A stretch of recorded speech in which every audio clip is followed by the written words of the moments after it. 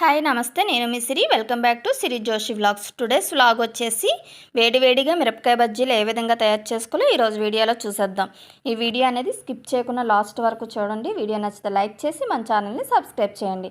పక్కనే ఉన్న bell icon click చేయడం వల్ల నేను పెట్టే ఏ కొత్త వీడియో అయినా మీ వరకు చేరుతుంది. మరి ఇంకెందుకు ఆలస్యం, వీడియోలోకి వెళ్ళిపోదాం. మిరపకాయలను ముందుగా మనం తడి లేకుండా తుడిచి పెట్టుకోవాలి. తర్వాత ఒక బౌల్ తీసుకొని 1 కప్పు శనగపిండిని అయితే నేను ఇక్కడ తీసుకుంటున్నాను. ఈ శనగపిండిను చల్లించి తీసుకోవాలి. తర్వాత చిటికెడంత వంట సోడా వేసుకోవాలి. వంట సోడా వేయడం వల్ల బజ్జీలు అనేవి బాగా పొంగుతాయి. కొంచెం వాము తీసుకోవడం వల్ల టేస్ట్ అండ్ ఫ్లేవర్ రెండు బాగుంటాయి. కారానికి సరిపడే విధంగా కారం, చిటికెడంత పసుపు, రుచికి తగినంతగా సాల్ట్ తీసుకొని మనం బాగా కలుపుకోవాలి. ఉండలు లేకుండా పిండిని ఈ విధంగా చేత్తో కలుపుతూ ఉండాలన్నమాట. కలిపిన తర్వాత మనం తగినంత వాటర్ పోసుకొని విస్కర్ సహాయంతో ఈ విధంగా కలుపుకోవాలి. దీంతో కలపడం అనేది చాలా ఈజీ ప్రాసెస్ అండి. మనకి చిన్నది కూడా ఉండలేకున్నా పిండి అనేది చాలా సాఫ్ట్గా మనకు వస్తుంది.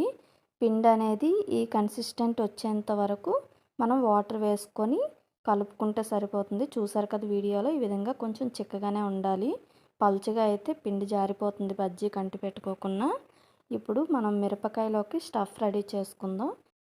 1 స్పూన్ వాము, కొంచెం సాల్ట్ అండ్ కొంచెం ధనియాల పొడి తీసుకొని మనం మిరపకాయలకి ఘాట్లు పెట్టుకొని ఇది మధ్యలో పెట్టుకుంటే మనకి కారం ఉండదన్నమాట, చిల్లీ అనేది. ఇప్పుడు ఈ విధంగా మిరపకాయకి ఘాట్లు పెట్టుకొని లోపలున్న గింజలు మొత్తం తీసివేయాలి. గింజలు ఉంటే కొంచెం స్పైసీగా ఉంటుంది. తినాలనిపించే వాళ్ళు గింజలు ఉంచుకోవచ్చు, వద్దనుకునే వాళ్ళు గింజలు తీసేస్తే మనకి మిరపకాయ అనేది అస్సలు కారం ఉండదన్నమాట. ఈ విధంగా మనం ప్రిపేర్ చేసుకున్న స్టఫ్ మధ్యలో పెట్టుకోవడం వలన మిరపకాయ అనేది కారం లేకుండా మనకి చాలా టేస్టీగా ఉంటుందన్నమాట. సాల్ట్ ఉండడం వల్ల కారం అనేది తగ్గుతుంది. ఇప్పుడు మనం స్టవ్ ఆన్ చేసి కడాయిని తీసుకొని బజ్జీలు ములిగేంత వరకు ఆయిల్ తీసుకోవాలి. ఇప్పుడు ఈ విధంగా బజ్జీలను మనం ఆ పిండిలో ముంచి మరుగుతున్న ఆయిల్లో వేసుకోవాలి. ఆయిల్ అనేది బాగా మరగాలన్నమాట. చూసారు కదా, ఈ విధంగా ఒక్కొక్కటిగా వేసుకొని ఒకవైపు వేగిన తర్వాత రెండో వైపుకి టర్న్ చేసుకోవాలి.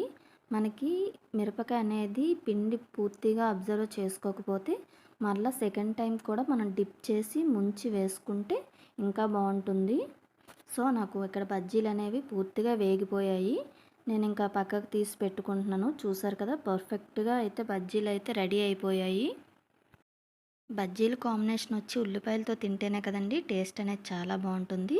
ఈ విధంగా ఉల్లిపాయను చిన్న చిన్న ముక్కలుగా తీసుకొని కాస్తంత కొత్తిమీర, కాస్త కారం, ఒక 4-5 డ్రాప్స్ నిమ్మరసం, చిటికెడంతా సాల్ట్ వేసుకొని మనం కలుపుకోవాలి.